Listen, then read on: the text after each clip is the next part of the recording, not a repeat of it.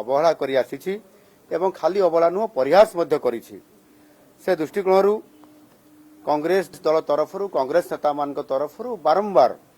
ବାରମ୍ବାର ଏବଂ ନିଜେ ପଣ୍ଡିତ ନେହେରୁଙ୍କର ଦ୍ୱାରା ମଧ୍ୟ ତାଙ୍କୁ ଅପମାନିତ କରାଯାଇଛି ଏବଂ ସେଥିପାଇଁ ମୁଁ ନିଶ୍ଚିତ ଭାବରେ ଦାବି ରଖୁଛି ଯେ କଂଗ୍ରେସ ଦଳ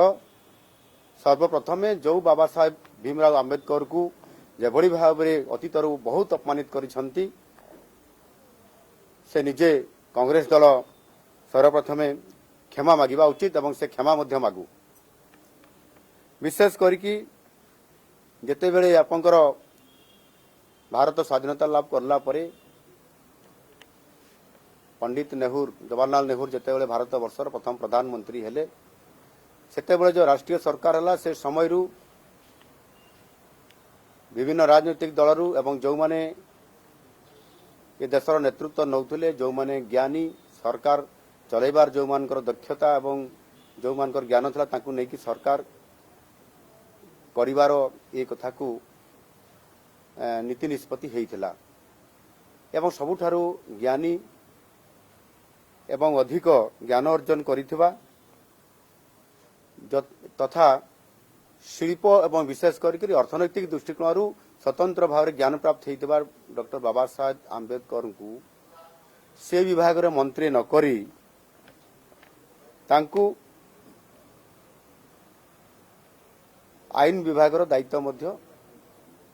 କଂଗ୍ରେସ ସରକାର ସମୟରେ ପଣ୍ଡିତ ଜବାହରଲାଲ ନେହେରୁ ହିଁ ଦେଇଥିଲେ ଏବଂ ତାହା ସହିତ ମଧ୍ୟ ଏଥିରେ ସଂରକ୍ଷଣ ବ୍ୟବସ୍ଥା କଥା ଯେତେବେଳେ ଆସିଲା ସେତେବେଳେ ମଧ୍ୟ ମୁସଲମାନଙ୍କୁ ସଂରକ୍ଷଣ ଦେବା କଥାଟାକୁ ବେଶୀ ପ୍ରାଧାନ୍ୟ ଦିଆଯାଇଥିଲା କିନ୍ତୁ ଆଦିବାସୀ ଏବଂ ହରିଜନ କ୍ଷେତ୍ରରେ ସେଥିରେ ସ୍ୱତନ୍ତ୍ରତା ଦିଆଯାଇ ନଥିଲା। ଏଣୁ ବାସ୍ତବିକ ଏଥିରେ ଯେଉଁ ପାତର ଅନ୍ତର କଂଗ୍ରେସ କରୁଥିଲା ଏବଂ ତାକୁ ଯେତେବେଳେ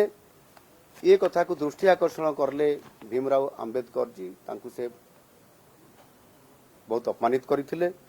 ପଣ୍ଡିତ ନେହେରୁ ଯେତେବେଳେ ଡକ୍ଟର ବିସି ରାୟଙ୍କୁ ଏକ ଚିଠିରେ ସେ ଉଲ୍ଲେଖ କରିଥିଲେ ସେଥିରେ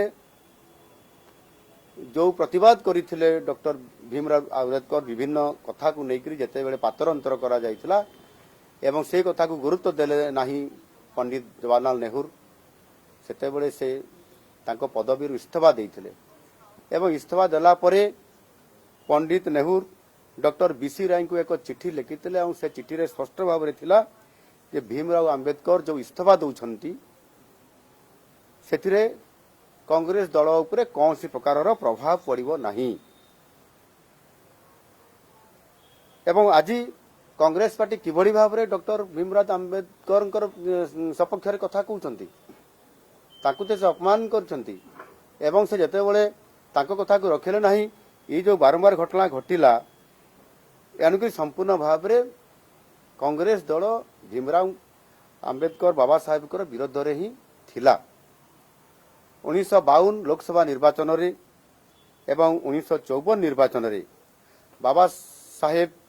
ଆମ୍ବେଦକର ଯେତେବେଳେ ନିର୍ବାଚନରେ ଲଢୁଥିଲେ ତାଙ୍କ ବିରୋଧରେ କଂଗ୍ରେସ ଲଢୁଥିଲା ତାଙ୍କ ବିରୋଧରେ କ୍ୟାଣ୍ଡିଡେଟ୍ ବି ଦେଇଥିଲା ଏବଂ ସେଥିରେ ନିଜେ ମଧ୍ୟ ତାଙ୍କୁ ହରାଇବା ପାଇଁ ନିଜେ ପଣ୍ଡିତ ଜବାହରଲାଲ ନେହେରୁ ତାଙ୍କ ବିରୋଧରେ ପ୍ରଚାର ବି କରୁଥିଲେ ବାବା ସାହେବ ଆମ୍ବେଦକରଙ୍କୁ ପରାସ୍ତ କରିବା ପାଇଁ। ଅପରିପକ୍ଷ ଯଦି ଆମେ ଦେଖିବା ତାହେଲେ ଭାରତୀୟ ଜନତା ପାର୍ଟିର ଯେତେବେଳେ ଆମର ସର୍ବୋଚ୍ଚ ନେତୃବୃନ୍ଦ ବାବା ସାହେବଙ୍କ ଜନ୍ମସ୍ଥାନ ମଧ୍ୟପ୍ରଦେଶର ଯେତେବେଳେ ତାଙ୍କର ମଧ୍ୟପ୍ରଦେଶରେ ଯେତେବେଳେ ତାଙ୍କର ସ୍ମାରକୀ ସେଠି ପ୍ରତିଷ୍ଠା କରାଗଲା ପ୍ରଧାନମନ୍ତ୍ରୀ ସ୍ୱର୍ଗତ ଅଟଳ ବିହାରୀ ବାଜପେୟୀ ତାକୁ ଉଦ୍ଘାଟନ କରିଥିଲେ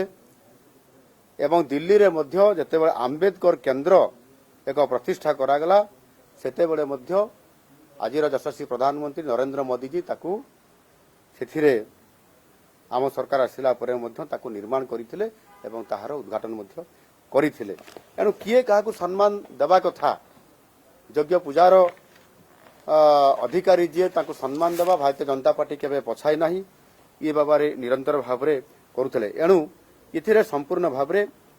पंडित नेहरू एवं कांग्रेस दल समस्ते बाबा साहेब आंबेडकर को असदाचरण एवं अपमानित करथिले। एणु ये नहीं कांग्रेस संपूर्ण भाव में निस्वार्थ भाव में देशवासी आगे क्षमा प्रार्थना करने उचित। मु आ गोटे कथा कहना चाहूँगी जे अनेक समय विभिन्न साधारण लोकों को भी कांग्रेस सरकार सेमानंकु भारत रत्न पद्म विभूषण एवं पद्मश्री भली उपाधि तांकु प्रदान करुथिले। किंतु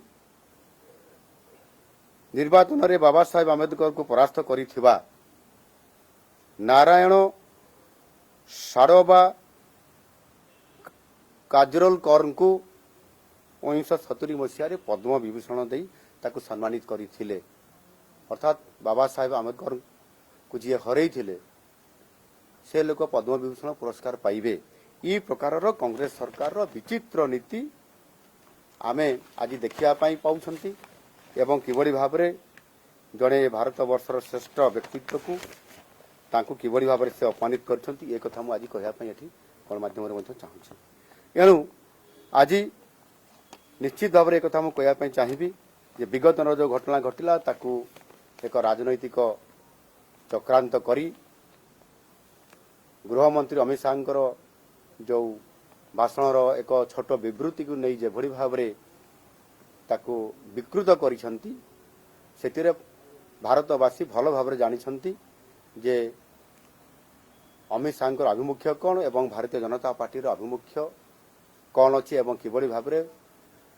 क्या सम्मान दि जाए से कथा भारतीय जनता पार्टी बेस ताकू भल भाव में जना अछि। वास्तव में राहुल गांधी एवं तांको दल जो माने बाबा साहेबंकर प्रति जो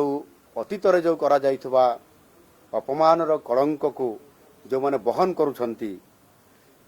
आउ सेथि पई राहुल गांधी से सबु जो ड्रामाबाजी करुछंती से ड्रामाबाजी को से बंद करंतु एवं सुस्थ भाव से निजर जो जेभली भाव से इथिरे दल सहित सारा भारतीय लोक माननकु बाबा साहेब आंबेडकर जेभली भाव में से अतीत विकृत करुवा से दलर नेतृत्व नौथबा सेथिरे से क्षांत रहंतु एवं संपूर्ण भाव में ये जो नाटकबाजी करछंती तांकु सेथिरु से क्षांत रहंतु। निश्चित भाव में ये कथा लोक माने आगामी दिन में मध्य तांकु जानिछंती से किभली भाव में व्यवहार करंती आ लोक माने मध्य तार उचित जवाब देबे। धन्यवाद।